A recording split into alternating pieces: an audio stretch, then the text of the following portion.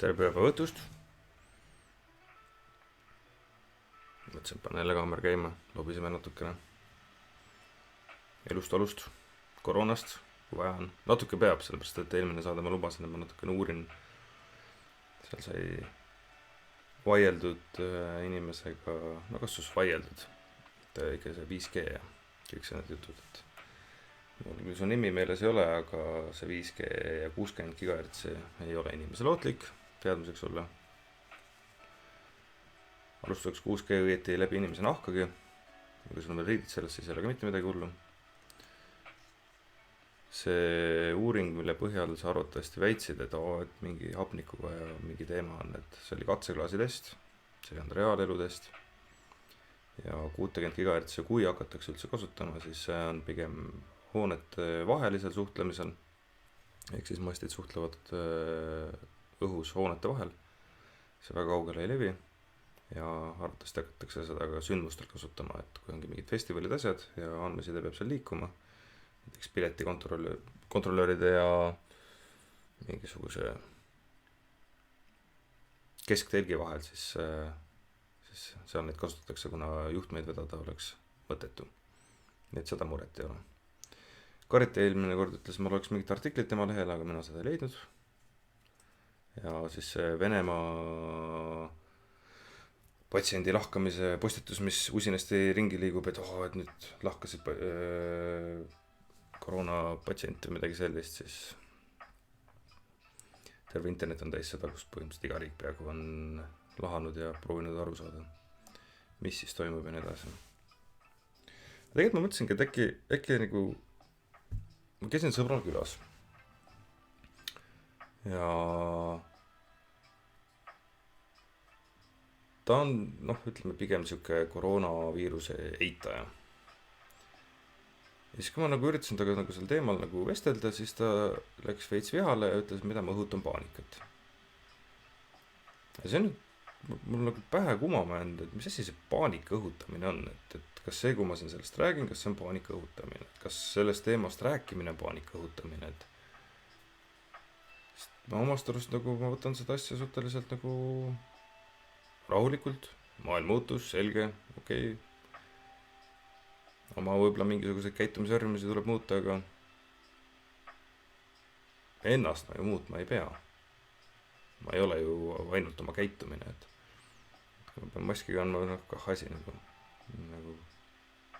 oleks siis nagu mingisugune suur lisaliigutus, et ei ole ju. Et äkki teil on mingid mõtteid, et mida selle paanika õhutamisel üldse mõeldakse? Mida me teame? Me teame ju seda, et hirm, pane võrdusmärk taha, on teadmatus. Hirm on alati teadmatus, et kui me läheme pimedasse metsa, siis me kogeme hirmu. Mis tähendab seda, et me kogeme teadmatust, me ei tea, mis selle puunoti taga seal peidus võib olla ja nii edasi, et hirm on alati teadmatus. Kas siis see paanika külvamine ongi nagu teadmatuse süvendamine või mis asi see siis on, et see nii muret inimestele tekitab. See veider on ju, ma ei saa aru, ma tahaks nagu aru saada, kuidas on sellest rääkimine paanika külvamine.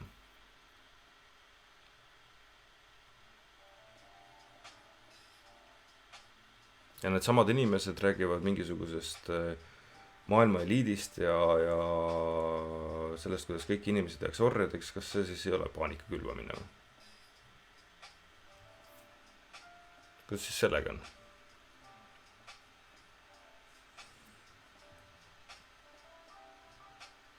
No tervist kõigile. Nii, Romet kirjutab, tere õhtust, Keit, mis möllad? Näed endiselt stiilne ja hea välja. Värvitoonid sulandavad kenasti kokku 5+. Aitüma. Seda on rõõm kuulda. Ise ma neid võib-olla nii väga ei märka, aga seda on rõõm kuulda. Pildi kvaliteet on mul muidugi kõige madalamu peale keeratud, sest see arvuti ei vea paremat välja, aga mis see pilt ikka loeb. Korraks vaatate, elus terve räägib. Saate edasi toimetada ja lihtsalt kuulata, kuidas ma taustaks möllisin. Pirjo ütleb, et see ongi paanika vaid eitajate jaoks. No jaa, aga miks see nende jaoks paanika on? Mis teeb sellest nagu paanika, et noh, see on kindlasti see asi, et ei saa ju kõiksuse või enamuse arvamusega kaasa minna. Sest ma mäletan, noh, aasta aega tagasi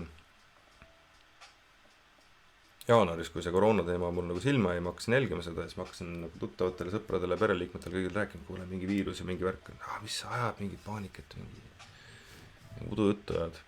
No siis, kui see kohale jõudis, noh, siis noh, et see oligi nagu enne kui ta massidesse jõudis, oli ta justkui nagu eriline teadmine. Ja nüüd, kui ta massidesse jõudis, et ta ei olegi midagi erilist, ta on nagu nii nagu justkui nagu hall mass või järgib koroonat või midagi sellist, et kõik teavad seda ja see on nagu igav. Päris veider, kas inimese mõistus töötab, on ju.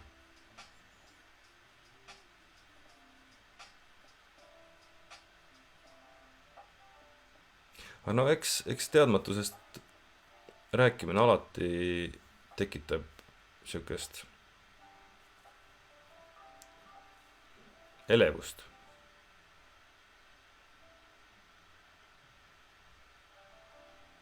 Kummaline, väga kummaline. Üldse ma ei saa aru. Noh, nagu meil need uudisedki, et noh, numbrid kasvavad ja naaberriikidest kõigist on meil see olukord kehvem ja nii edasi, et noh, okei, ongi kehvem, noh. Eks see on põhjuseid, mille pärast ta kehvem on. Oleks seda saanud ära hoida, loomulikult oleks saanud, aga nagu me teame, oleks ja poleks, nendega ma ei arvesta. Arvestamata mehed, nagu mul üks sõber ütleb. Et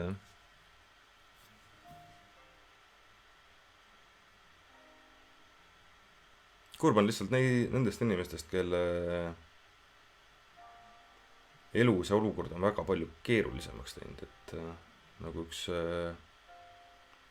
filosoof Žižek ütles agelust, et piirangute järgimine on ikkagi noh, su elu peab võimaldama seda, et sa ei saa tööle minna, su elu peab võimaldama seda, et sa saad isolatsioonis olla, su elu peab võimaldama kõike seda enesehoidmist mõnes mõttes. Ja kõigil seda ei ole. Just ka nagu meil see peaminister ka ütles, et vältige kontakte ja Ira Lutsar ütles, et noh, et võimalusel tehke kodus tööd ja nii edasi, aga kes ei saa kodus tööd teha? Enamus ei saa. Ma muidugi üldistan ja ma ei tea tegelikult, aga tehased, tööstused, põllutööd, loomakasvatus, asjade tegemine, et justkui nagu see vahe on väga suureks nagu läinud ühiskonnas, kus on nagu inimesed, kes teevad reaalseid asju, objekte ja siis inimesed, kes klõbistavad arvutite taga.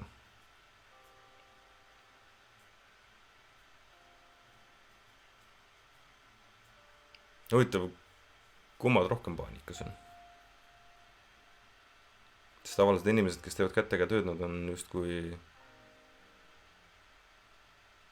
et nad ei ole nii eluvõõrad kui need, kes arvuti taga klõbistavad, et maailm muutub, selge, panen käed tööle.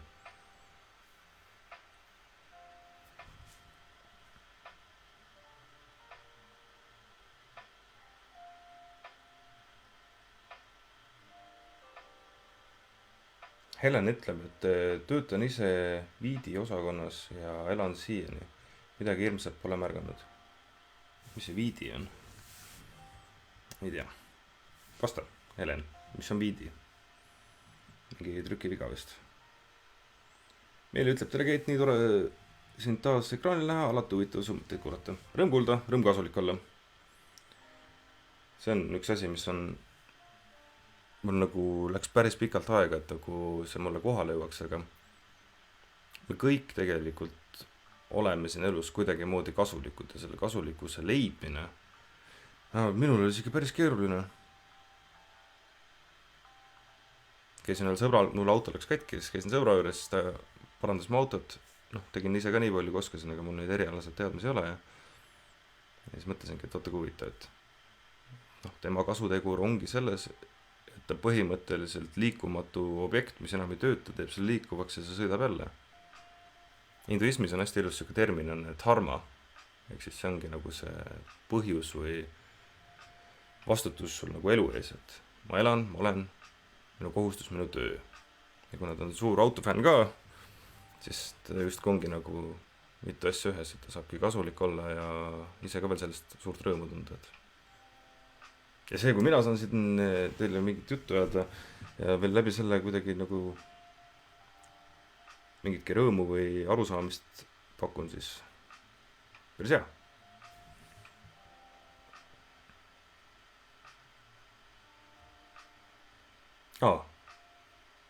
Helen parandas, ta töötab COVID-i osakonnas ja elab siiani, midagi hirmsat pole märganud. No vot. Aleksei ütleb, et Helen, jõudu jaksu sulle. Eks nüüd vähe keerulisem periood on vist tulemas, Q2, et aga nagu me teame, ükski torm ei kesta igavesti, nii et see ka raugeb. Peale seda oled siuke proff, et Aleksei ütleb, et teiste mõtletega ei tasu võidelda, see võrdub nagu vastu tuult laskmisega. Kusjuures ma mõtlesin täna selle peale ja ma arvan, et ikkagi tasub võidelda. Et keegi peab seda tegema. Keegi peab olema justkui nagu see, sest ka mõnes mõttes olen mina kivisein, mida vastu nad peaga jooksevad ja siis ma jooksen ka siis vastu siis peaga, et siuke tasakaalustav punkt peaks seal keskel olema, mida ma üritan siis nagu täita, et teooriad on igasuguseid huvitavaid. Mina olen üldse hakanud mõtlema, et eelmine saade sai nagu välja käidud, et noh, et ütleme mitte vandenõu, et koroonateooriate suhtes, et võiks nagu, teoreetikud võiks nagu vähe leidlikumad olla, et mitte see, et nagu inimesi vangistada ja nii edasi. Ma aina rohkem arvan, et see on ikkagi tulnukatega seotud. Et see on nagu test. Et näha, et kui kogu maailm, terve planeet satub ühe probleemi otsa, kas hakatakse koos tööle või ei hakata koos tööle.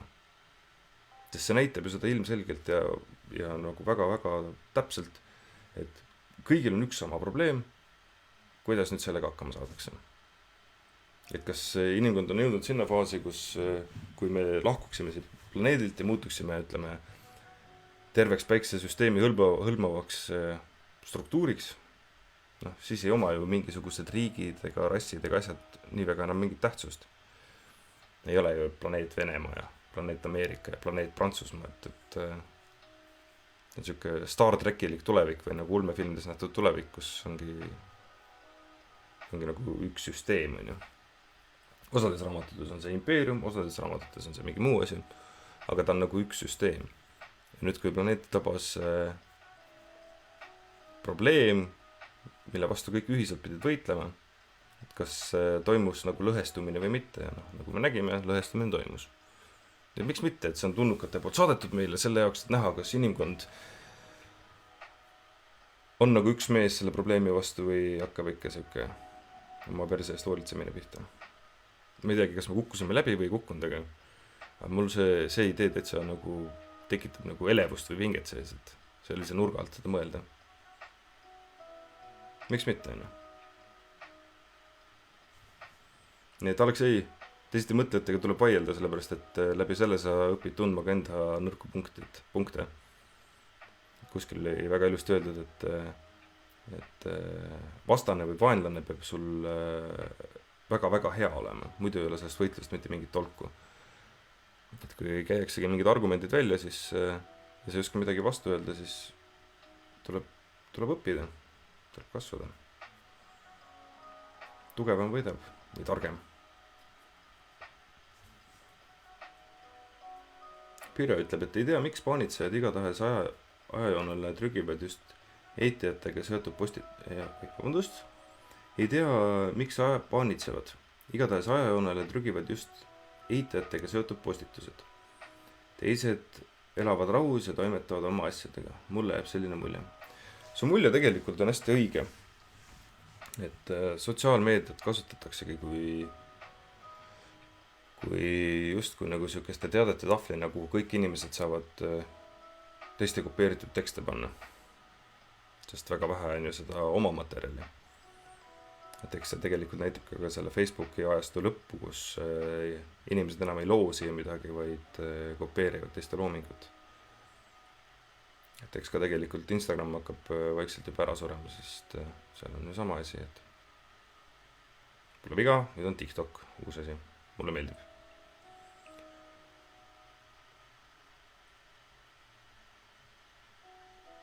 ja siin on ka see asi, et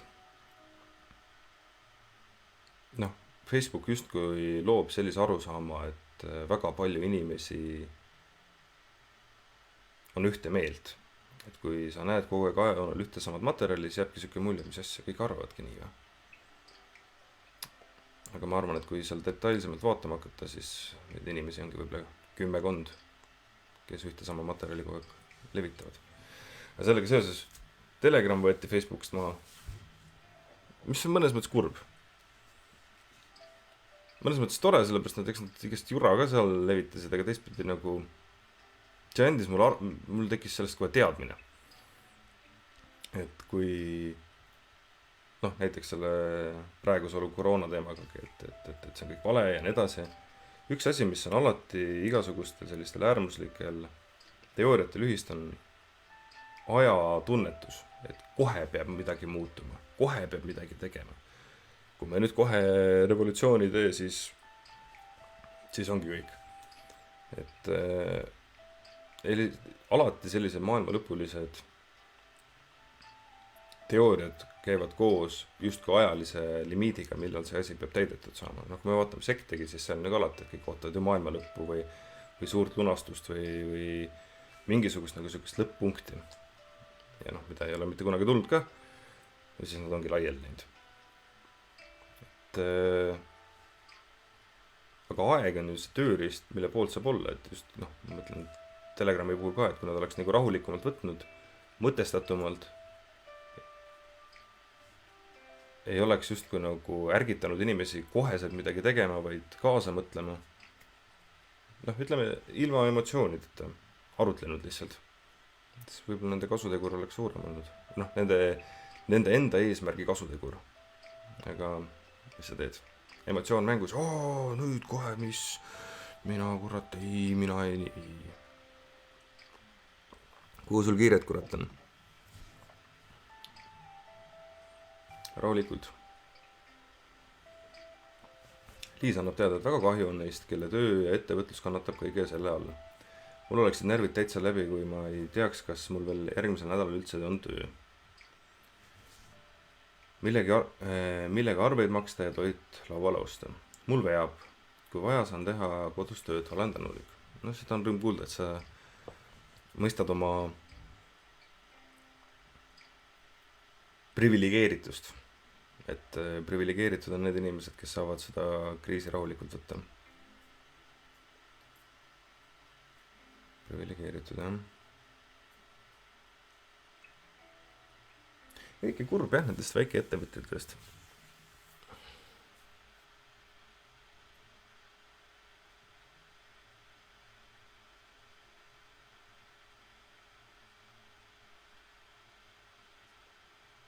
Aga noh, samas väikeettevõtjad on nagu ma loodan, et nende selline visadus ja leidlikkus aitab neil sellest välja tulla, et kuna nad on väiksed, siis nad on hästi paindlikud ja nad saavad kiirelt teha muudatusi ja otsuseid ja see võib-olla võimaldab kiiresti ka taastuda, et kust neid vahepeal leib lauale saada. No võt.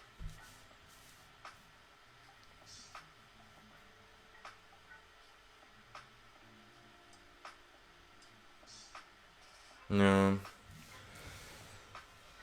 eks ta on kurb, eks ta on paras väljakutse.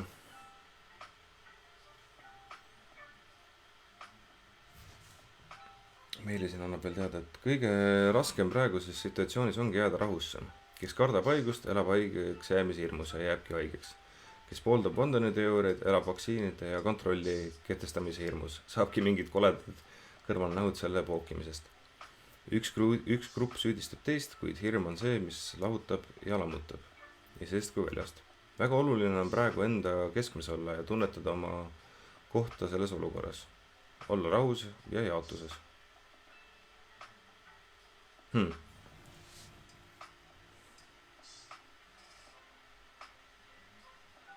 See on päris hea, päris tabav nurk, mille sa välja tõid, et tegelikult elavad mõlemad osapooled hirmus. Ma selle peale ei mõelnudki. Sest tõesti, need, kes on selle koroonamöllu vastu, nad elavad samamoodi hirmus, et võetakse vabadused ära ja tehakse, ma ei teagi, mida tehakse. ja ma ei saa aru, miks see nii on. et mõlemad osapooled nii suures nagu teadmatuses on.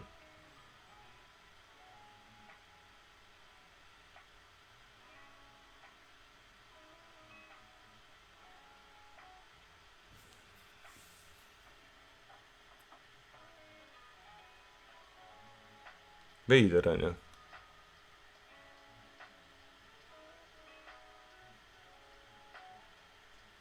Et võib-olla kõige tervislikum ongi siuke pohhuism, et no peab maski kandma, pohhu, pane maski pähe, savi.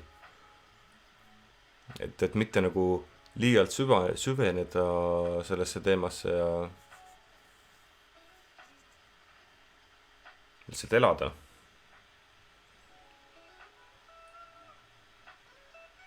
Oma elu elada. Ela ise ja lase teisel elada, et pärast panen täna või homme postitan ühe loo, mis eestikeelne lugu, mis on iga lause, tähendab kõik sõnad, tähendab kõik laused selles laulus on eesti vanasõnad, hästi tore laul on, Muus lemmik, proovin nüüd iga hommik seda kuulama hakata ja seal oli ka see, et ela ise ja lase teisel elada, et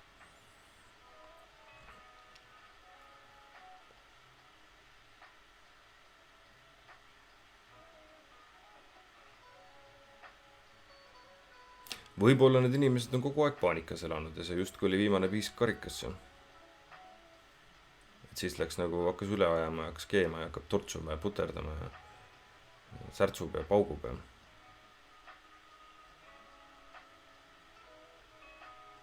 Siis ma kunagi elasin ka samamoodi nagu vandenõuteoreetikud elavad, et konstantselt selline, kas just hirm, aga selline ärevus oli sees, et vabamöördlased, illuminaadid, maailma uus kord, mida kõike veel. See hakkas muutuma siis, kui ma hakkasin nägema igasuguseid potaseid ja T-särke, mida müüdi kaubanduskeskustes, mis olid täis sümboolikat erinevate sektide ja liikumiste omadega, et ma mõtlesin, et tegelikult vist on savi. Et suht tobe on nagu süüdistada mingisuguseid suuri struktuure selles, et ise elada ei oska. Aga vabamöörlased ei takista sul hommikul normaalsel ajal ärkamist või illuminaadid ei ole süüdi selles, et sa tervislikult ei sööd. See jutt, et poes on kõik, mis sa saad, on saast ja nii edasi. Mis asja, õppi süüa tegema. Võti ongi söögi tegemises ju. Mugavus on see, mis meie elu lõhub. Mugav on osta valmis toitu, aga ebamugav on ise see toit valmis teha.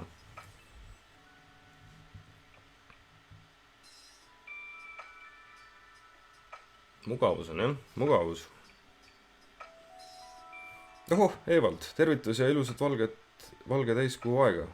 Kogume jõudu, Evald, kogume jõudu. Sullegi. Täiskuu on jah, möllab meil siin. Juhtiks Evald on kuskil metsas ja põristab trummi. Mõtlen, et talle meeldib täiskuu ajal trummi põristada. Taavi ütleb, et õhupuhastajate teema peaks oluline olema, aga enamik ei räägi sellest. Aga Taavi ei räägi sellest, sest ma ka sellest midagi ei tea.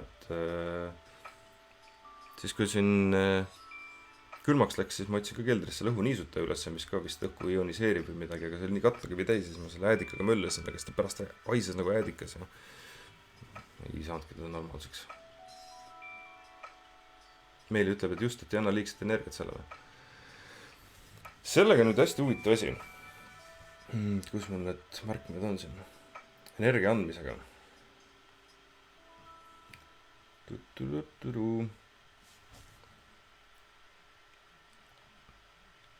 Vaatasin ühte huvitavat loengut.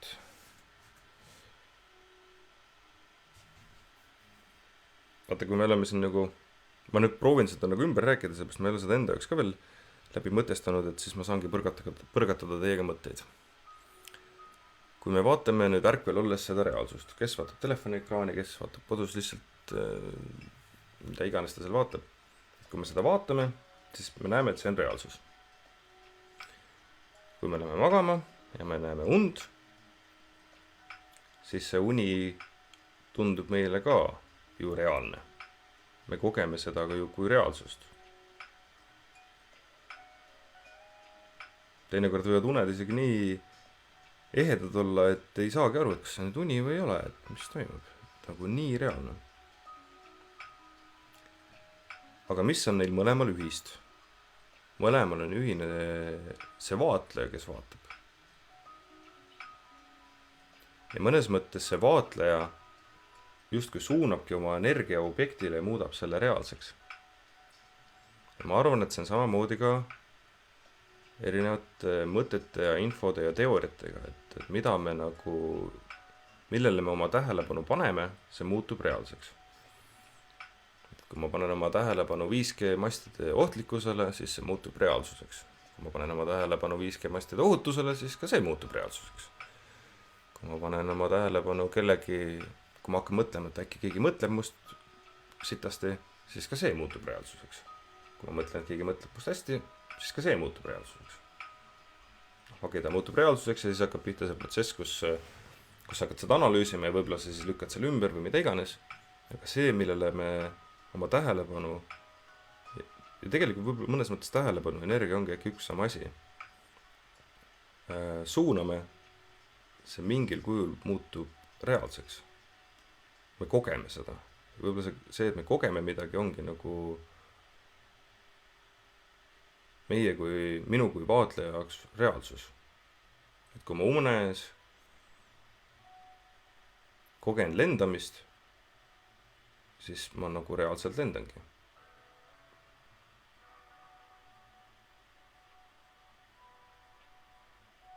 Kuid siis on selline huvitav asi, et on olemas selline asi nagu sügavuni, kus sa ei näe mitte midagi.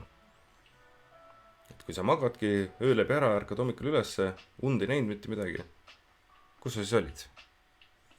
Sa olidki suures tühjuses. Suunastki oma tähelepanu tühjusele ja seal oligi tühjus, seal ei olnud mitte midagi. Sa ei kogenudki mitte midagist. Sa kogesid mitte midagist. Päris äge. Vaatleja oli ikka olemas. Või mõnes mõttes, kuna sa kogesid mitte midagist, siis justkui nagu ka sind ennast ei olnud olemas. Kunagi ma nägin internetis mingit sellist lahedat meemi, kus Koopa inimesel tekkis teadlikkus ja ta läks magama ja siis ta mõtles, kurat, kas ma nüüd suren ära. Siis kujuta ette, kui sa esimest korda elus teadlikult hakkad magama jääma, sa justkui ju vajud tühjusesse, sa kaod enda jaoks. Teiste jaoks, teised näed, magab nagu natt siin, aga enda jaoks sa justkui kaod ära. Ja siis hommikul ärkad ja leiad ennast üles ja siin ma nüüd olen. Ma kahtlustan, et selgelt nägemine ja nõiavõime on ka sellega seotud, et selgelt nägemine on üks asja mõtlesin välja, et selgelt nägemine on kui teaduse suunamine nähtamatu nähtavaks tegemiseks.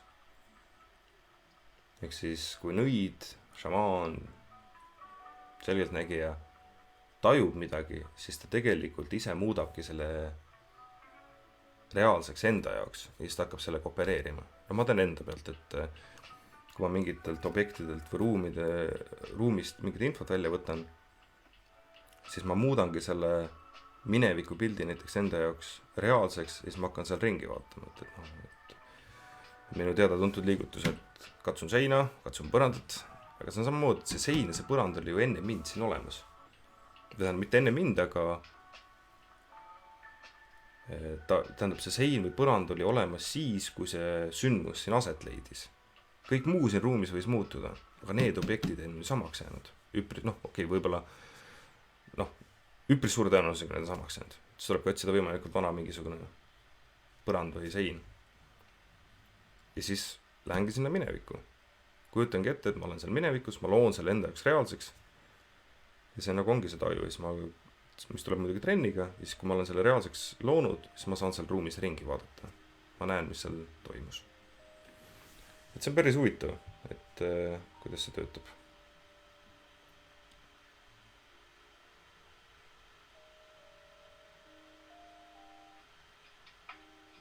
aga noh, tasubki nagu ettevaatlik olla, millele me nagu oma tähelepanu ja energiat suuname, et tuleb arvestada sellega,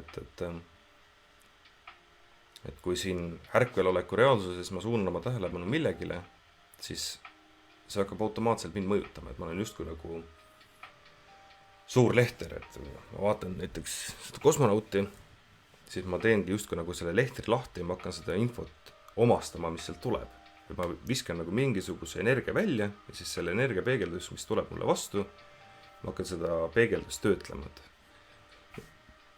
Praegu hakkasin mõtlema, et huvitav, millest ta tehtud on, ja ma hakkasin mõtlema, et kuidas ta tehtud on ja kes ta värvis ja nii edasi, et see on see, mismoodi ma hakkan seda informatsiooni töötlema, mis on mulle vastu tulnud.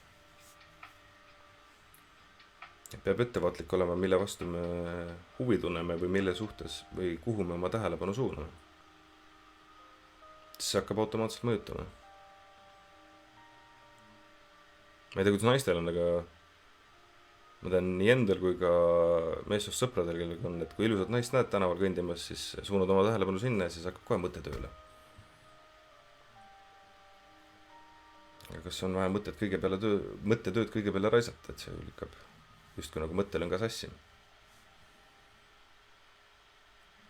Liis ütleb, et kusjuures rääkides väikeettevõtlust on olnud tore näha TikTokis, et paljud, kes on näiteks kas kaotanud töö või koormus väiksem, on saanud selle pärast selle aja ja energia, et tegeleda millegiga, mis talle südamelähedane ning mõnigi on saanud niimoodi tuult tiibadesse.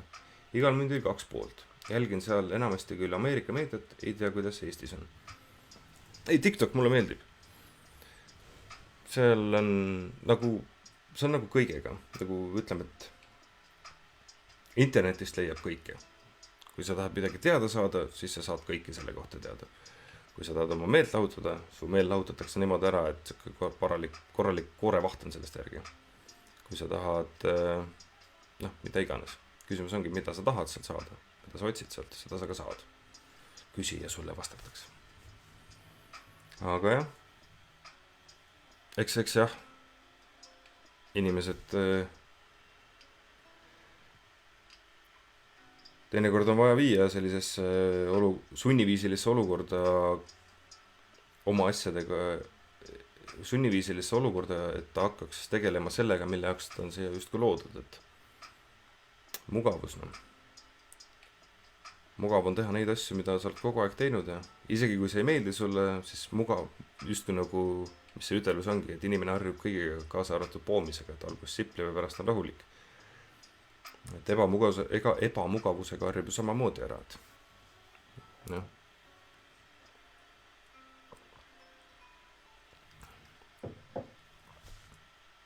Ebamugavusega harjub ära, see on päris hea ikka.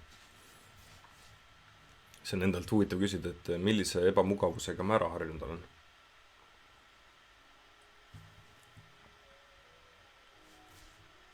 Aleksei ütleb, et küll me selle nähtamatu vaenlase võidame, kahju küll, et on ka ohvreid, aga siiski me saame jagu vaenlasest. Jaa, aga siis tuleb uus. Tähtis on see, et me läbi sellega tugevamaks kasvame. Nii et nii on. See, et inimkond elus on, see tähendab seda, et me oleme seni kõikidest oma vaenlastest jagu saanud. Inimene kui üks suur ühtsus, ütleme siis, et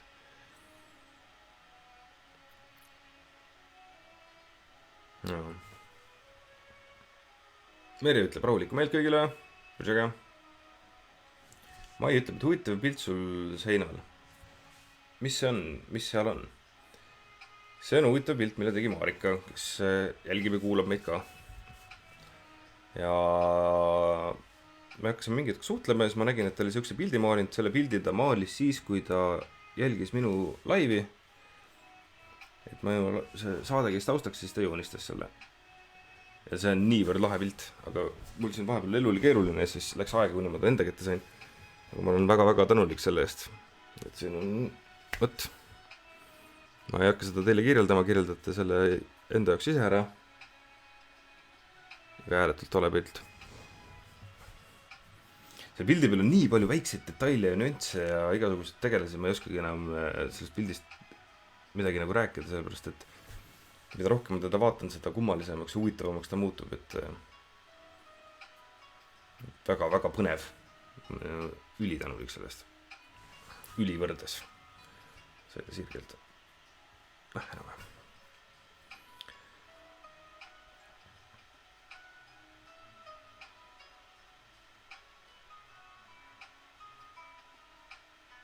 Nii, Anneli, ahoi!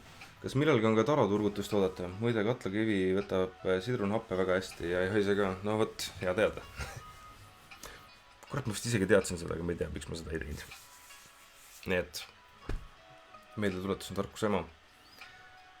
Taroturgutust praegu ei ole plaanis. Seda oli küll ülilõbus teha, jälle ülivõrdes. Väga lõbus oli teha neid taroturgutusi, aga praegu ma neid ei teeks. Et meil on neid tarotegijaid ju nii palju praegu, kes teevad Facebookis ja YouTube'is igal pool.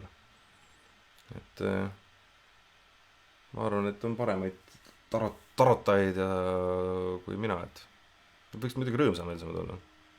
Võiks nagu vähe sellist optimismi kaartidest lugedes sisestada.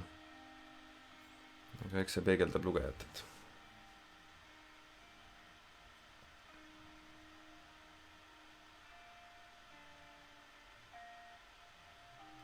Piiro ütleb, jõuniisutajasse võib panna mõne tilga eeterlikku õli, näiteks ökolüptiuma, mida apteegis saab osta. Kurat, see on küll hea mõte. Seda ma homme proovin. Aitüma. Seda ma ei teadki. Siis hakkab terve tuba mõnusalt haisema. Anneli, tere taas Keit Eero. Tore sind taas kuulata ja vaadata ja kaasa osaleda pühapäeviti. Noh, rõõm on olla siin. Aleksei ütleb, et minu tajusid on veidike tugevdanud jooga. Joogaga on huvitav see, et jooga on nagu ära solgitud. Selles mõttes, et see on hästi lahe, et see Aleksei on nagu, et sa oled nagu, et ta on tugevdanud sinu tajusid, seepärast väga vähestel inimestel ta teeb seda. Et jooga on väga vana spiritualismi vorm. Millest nagu väga ei räägita enam, nüüd me lihtsalt sirutame. Nii et Aleksei, jätka samas vaimus, mulle meeldib, et sa teed seda. Mari-Liis, tšau Mari-Liis. Tervitused Vana-Antslast, täiskuu oli just lummavalt järve kohal, karge ja kena. Kevad tuleb mühinal, kena kevadkuude algust kõigile. Igatse meie nõidade ühiseid rännuteid lavadele ja lava taha inimestega kohtuma, ole hoitud päikest. See oli tore, jah. Seiklus, oli alles seiklus meil see rahva sees käimine, et mis kõiki lugusid sai kuuldud ja vast sai ka kellelegi kasuks oldud, et päris põnev on, võt see on nagu meil oli Mari-Liis ühine seiklus, noh, Eevad oli ka selle laeva peal, millega me ringi seiklesime ja inimesi oli seal veel, et seiklus. Sõna seiklus on nii äge, seiklus on kuidagi ära kadunud. Liis ütleb, et unenägude teema on nii huvitav. Ma näen väga kummalisi, hirmsaid, sümboolseid, seikluslikke unenägusid. Täna öösel nägime vanaemaga mõlemad unes, et käisime ühes kohas, ühe maja juures koos. Nii, tuli lahti tekst.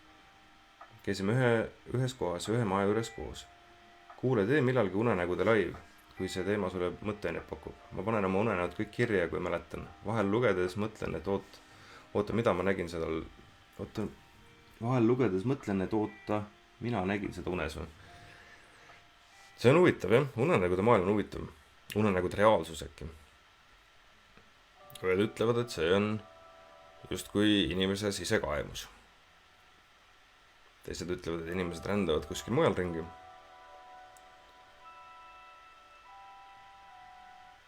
Hetkel ma usun, et ta on sisekaemus. Ma ei ole seda varem uskunud, nii et varem olen arvanud, et ta on kuskil rändamine, aga hetkel ma arvan, et ta on sisekaemus, kus inimene justkui rändabki iseenda sees ja toimetab seal. Aga siis on küsimus, et kuidas ta saab iseenda sees näha neid asju, mida ta ei ole nagu väliselt kogenud. Kus siis nende unenägudega on? Põnev, võib-olla kunagi tõesti teeme unenägudest. Et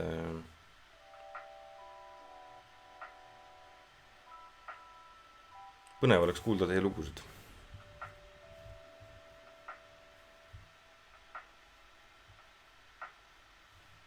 Liis ütleb, et väga äge maal, kiitus kunstnikule, tõesti suur kiitus. Marika, Pirjo. Marika on tubli nikerdaja tõesti. Tarvast aga, minu ainsale küsimusele töö leidmise kohta panid tookord täppi. Tänu, leidsin lausa topelt. Pagan, siis läks ikka midagi nõu, kui topelt leidsid. Ei tea, miks enda vastu kriitiline olla? See on rõõm. On rõõm, et tookord täppi läks.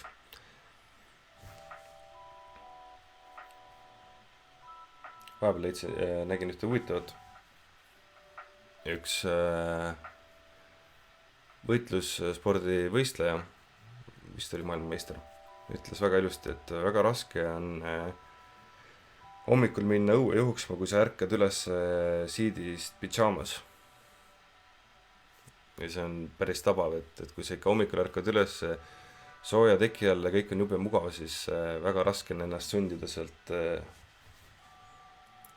midagi ebameeldivat tegema, et võib-olla seda peaks ette planeerima, et kui on nagu plaan minna hommikul jooksma, siis kurat, see läheb isegi ühe teise teema kokku, et ma katsun üles leida, kus mul see märge oli.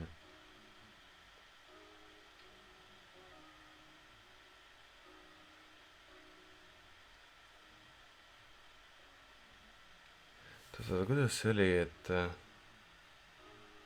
jah, et tee rasked asjad meeldivaks, oli see põhimõtteliselt see idee või point selle taga. Et kui sa tead, et sul on elus midagi rasket ette tulemas, siis tee see võimalikult meeldivaks. Et kui sa tead, et sul on vaja näiteks homme jooksma minna või homme tuleb raske tööpäev või mingisugune katsumus elus, siis tee see võimalikult meeldivaks, ennetlikult. Panedki omal tossud valmis ja planeerid omal hommikuse söögid ja asjad ära ja mis iganes, et sa tee see raskus meeldivaks. Kurat, see kõlab nagu nii lihtne. Kuidas selle peale nagu ma varem ei ole tulnud, et raskus on võimalik ju meeldivamaks teha.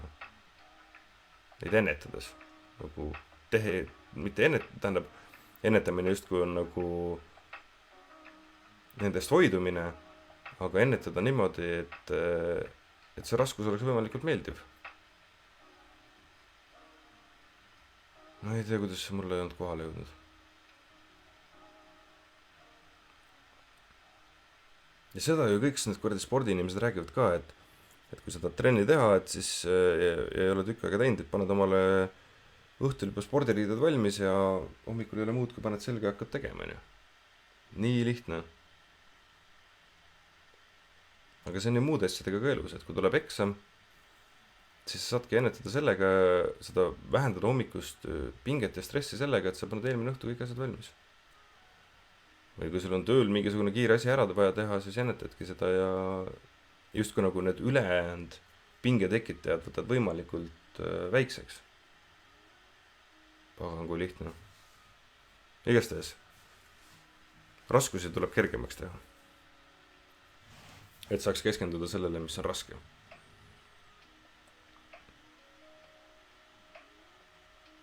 Kord see on nagu mingi Keidi tsitaat. Panen kui kirja. Tee raskus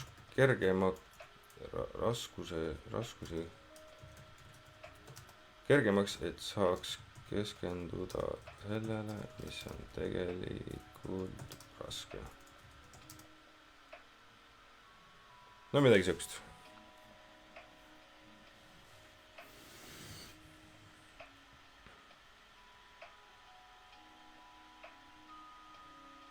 Aleksei, joogaga kaasnevad ka need hetked, et hakkad nägema kellegi probleeme.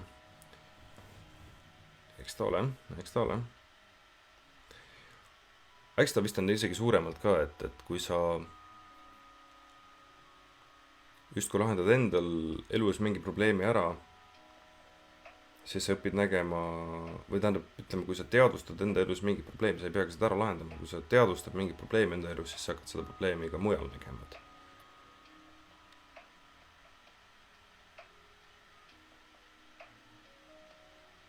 Aga see eeldab nagu teadvustamist, mitte nagu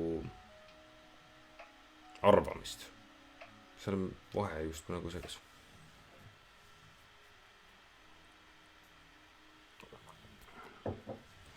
vaatame, mis mul siin veel head kirjas on.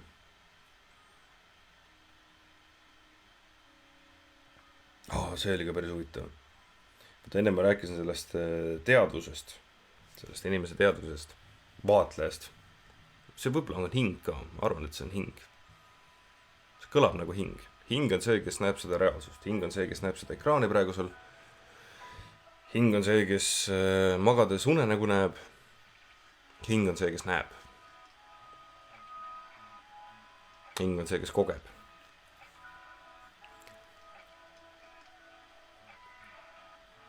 Hing on see, kes ei vanane. Hing on see, kes vaadates oma keha näeb, et see on vanaks jäänud. Sest mul on ma saan vaadata, ma näen enda minevikku, kus ma justkui näen seda keha palju nooremana. Aga nüüd ma näen seda keha palju vanemana.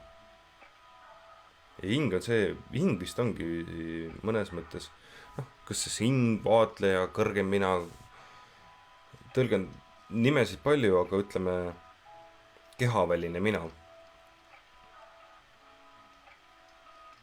Hing on see, kes ei vanane, jah. Hing on see, kes näeb vananemist. Hing on see, kes näeb keha muutusi.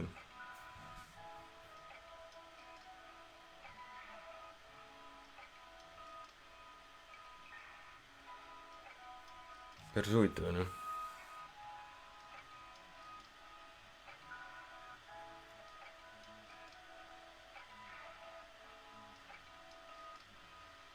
Ja nüüd, kui vaadata väikseid lapsi, siis ja mõelda, et mõnes mõttes see hing neis, kes on praegu, on täpselt samasugune ka siis, kui nad on palju vanemad.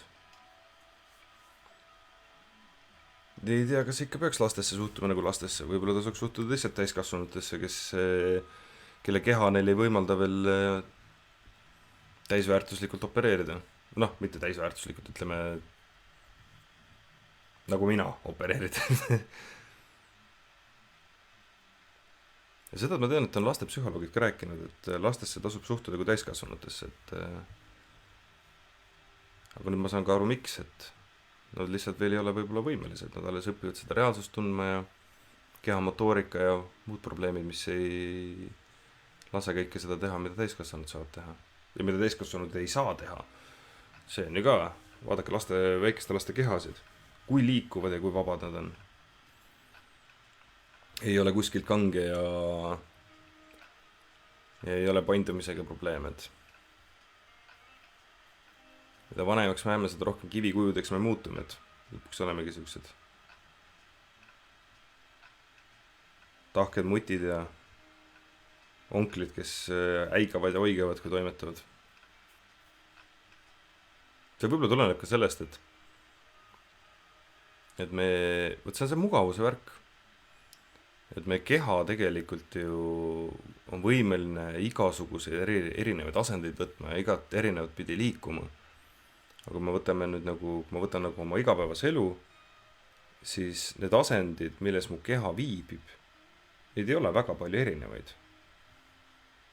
Magan, selili, külili, kõhuli. Võib-olla päeva jooksul 10 korda kükitan, mis iganes asju tõstes, mida iganes. Et tegelikult nagu see igapäevane elu on, mida vanemaks saades, aina vähem liikuvam selles mõttes, et liikuvuse erinevaid liikumisi on aina vähem. Ja siis need kohad, mis ei liigu, need muutuvadki kangeks. See on nagu ajugi. Et mida vähem sa justkui nagu millegile mõtled, kui sa mõtled ühest asjast hästi palju, siis ta muutub hästi nagu kinnistunuks. Ja mingid kohad muutuvad hästi nagu kui neid kohti ei kasuta, siis need justkui nagu hajuvad ära. Päris huvitav. Võt see on see, et elus peab justkui kõik olema. Peab olema loomingut, ehk siis sa justkui loodki oma kätega midagi, vahepeale kas sa joonistad, nikerdad, meisterdad, midagi sa teed kätega, midagi sa teed oma mõistusega ja mida rohkem on neid erinevaid tegevusi, mida sa teed, seda vabam sa äkki oled või? Panebki mõtlema, et pole tükk aega midagi kritseldanud. Liikuvust peab elus olema ja kõiges.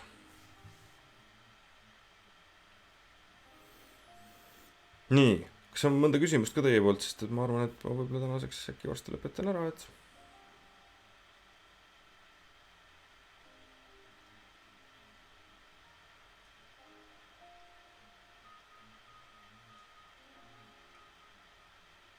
ahah, see oli ka päris hea tsitaat.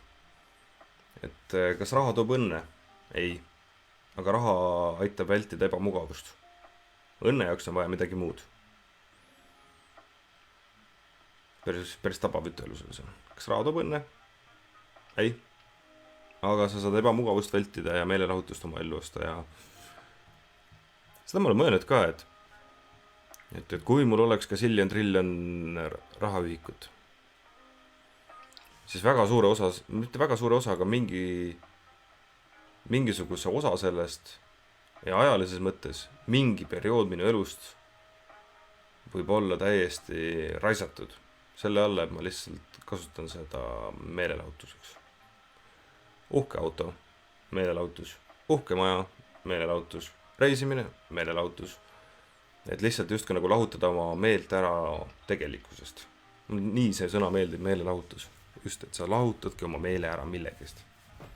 Vaatan telekast suvalist filmi, meelelahutus. Ma lahutan oma meele ära tegelikkusest. Teinekord on seda vaja. See on okei, aga kogu aeg. Kas see reaalsus on siis nii hirmus, et kogu aeg tuleb meelelahutust tarbida, meelt eraldada reaalsusest. Ja kui see reaalsus ongi kogu aeg nii hirmus, äkki peaks tegelema sellega, et äkki mul on midagi viga, et ta nii hirmus mulle tundub või? Ma ei tea. Meelelahutusprogramm.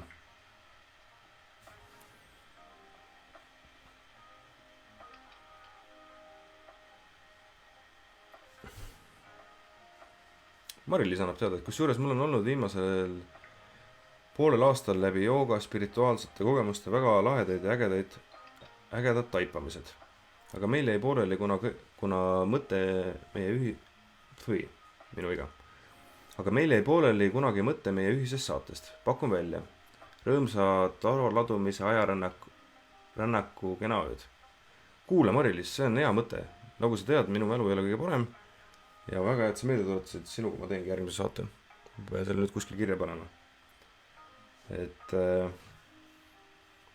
selle peab logistiliselt välja mõtlema. Ja siis see tuleb ära teha, sest et meil on rääkida küll. Panengi kuskile siia panen kirja.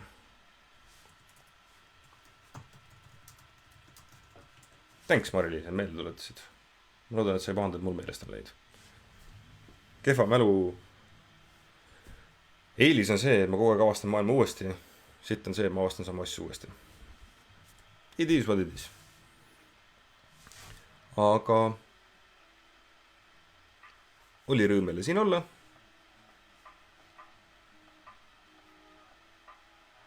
Ma loodan, et sul tuleb tore õhtu, päev, hommik, mis iganes. Siuke väike lifehack või siuke trikk, psühholoogiline trikk. Kuidas oma meeleolu muuta on see, et küsi endalt, miks ma olen õnnelik. Just need samad sõnad. Miks ma olen õnnelik? Hästi lihtne. Miks ma olen praegu õnnelik? Miks sa oled praegu õnnelik? Sest vaata, inimese aju töötab natukene nagu Google. Ükstas puha, mis küsimuse sa talle sinna sisse viskad, ta leiab sulle kohe vastused.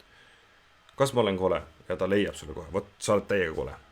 Kas ma olen loll? Sa oled täiega loll. Kas ma olen äge? Sa oled täiega äge. Peame õppima endalt õigeid küsimusi küsima. Ja ka kasutama ära seda mehhanismi, mis meie enda sisse on ehitatud, et miks ma olen õnnelik? Kohe leiab sulle, miks sa oled õnnelik. Et küsi endalt, miks ma olen õnnelik? Aga seniks aga oli tore. Järgmise korrani. Tšau, paka. Miks sa oled õnnelik?